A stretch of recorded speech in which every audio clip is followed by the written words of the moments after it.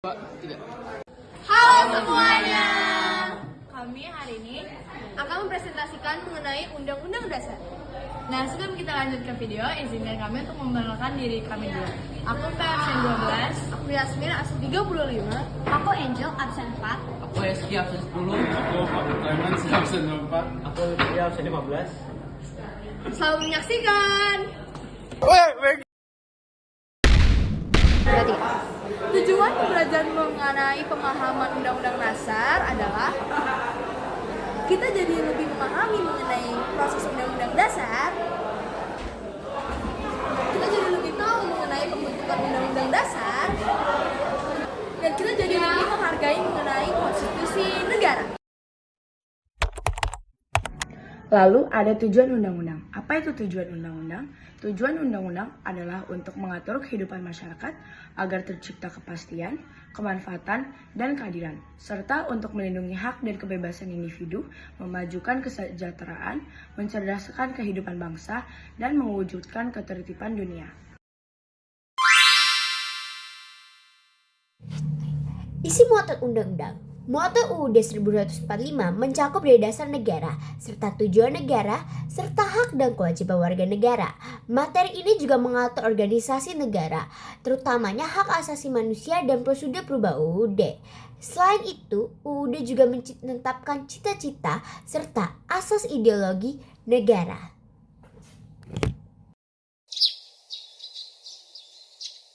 Kira-kira alur pembuatan undang-undang apa aja ya?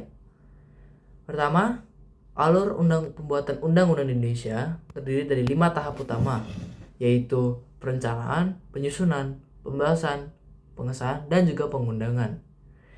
Pertama, pada tahap perencanaan pembuatan undang-undang dimulai dengan menyusun program legislatif nasional atau prolegnas yang memuat prioritas RUU untuk periode tertentu.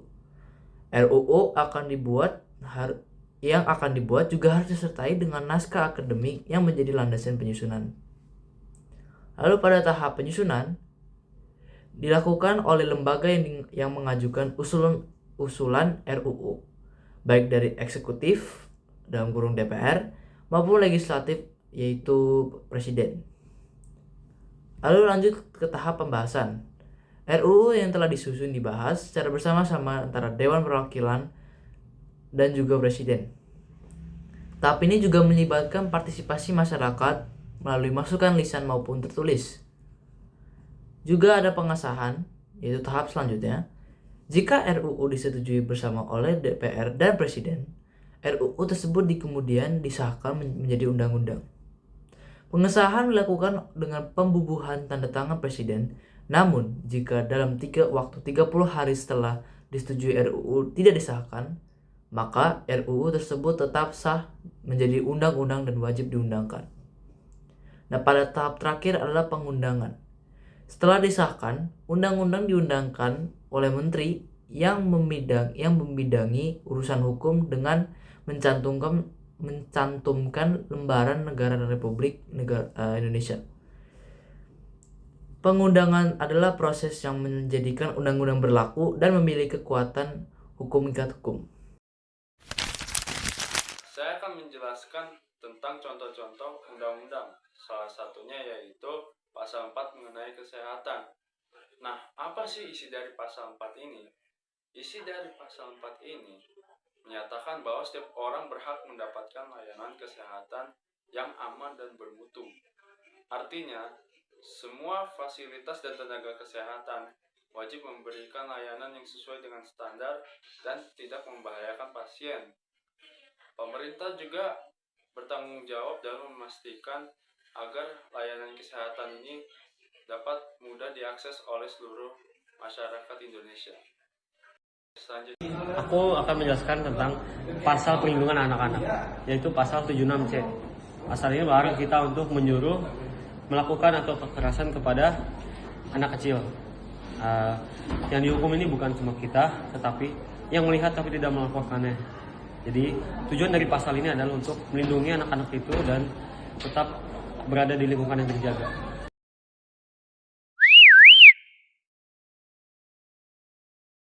selanjutnya saya akan mengkritisi pasal 76C mengenai perlindungan anak.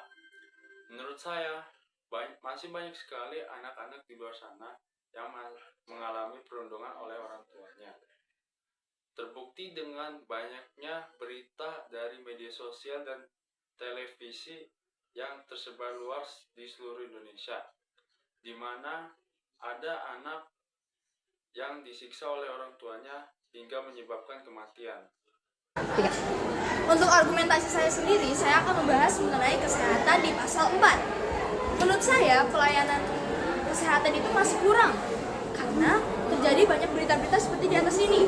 Saya akan mengambil contohnya di pelayanan di daerah Papua. Mereka saat mereka berobat di rumah sakit Papua, malah mereka memakan korban. Malah terjadinya malpraktik dan juga mereka jadi meninggal dunia karena kekurangannya pekerjaan kesehatan dan juga pelayanan yang sangat kurang. Jadi menurut saya pasal 4 ini masih kurang di negara Indonesia.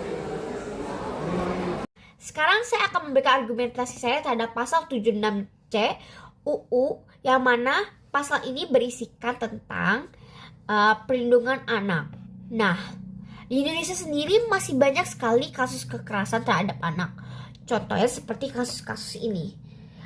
Dan bahkan kasus perlindungan anak ini juga bisa menimbulkan seperti cyberbullying dan lainnya. Contohnya seperti kasus ini juga. Nyatanya di Indonesia banyak sekali kasus kekerasan terhadap anak serta cyberbullying. Nah, kasus-kasus seperti ini seharusnya mendapatkan perhatian lebih dari pemerintah. Mengapa? Karena kasus ini sudah terlalu banyak terjadi, bahkan bisa menyebabkan kematian seperti bunuh diri dan lain-lainnya.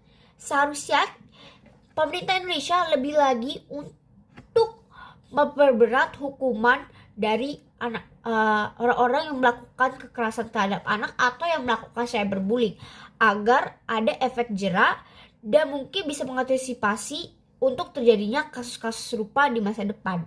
Dan menurut saya sendiri, pasal 76C UU ini masih belum terlalu kuat karena nyatanya banyak kasus-kasus yang terjadi di sekitar kita dengan kekerasan terhadap anak yang belum ditangani dengan benar.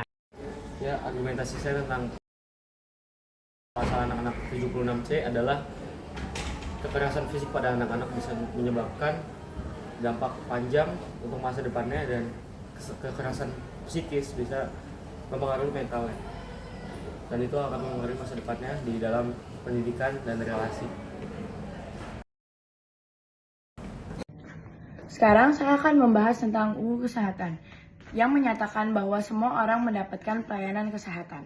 Contoh yang saya akan ambil adalah Iren yang berasal dari Papua yang mengalami kontraksi. Kronologinya, Iren mengalami kontraksi di kampung Kensio, di rumahnya, Danau Sentani. Karena tidak ada fasilitas kesehatan terdekat, maka keluarganya membawanya menggunakan speedboat menuju rumah sakit umum daerah yang membutuhkan 30-50 menit karena jaraknya 30 km. Iren harus berpergi 30-50 menit untuk ke rumah sakit karena tidak adanya fasilitas kesehatan di kampungnya. Oleh karena itu, argumentasi saya adalah kurangnya fasilitas kesehatan untuk daerah-daerah pedalaman, di mana orang-orang harus pergi jauh untuk mendapatkan pelayanan kesehatan. Argumentasi saya mengenai Undang-Undang Kesehatan Pasal 4, menurut saya undang-undang tersebut belum terlaksanakan dengan baik karena akses yang merata dan terjangkau belum terlaksanakan oleh pemerintah. Juga mutu pelayanan dari tenaga kesehatan yang kurang konsisten pada setiap bidang, dan juga sumber daya yang terbatas seperti tenaga kesehatan, obat, dan juga lain-lainnya. Sekian dari kelompok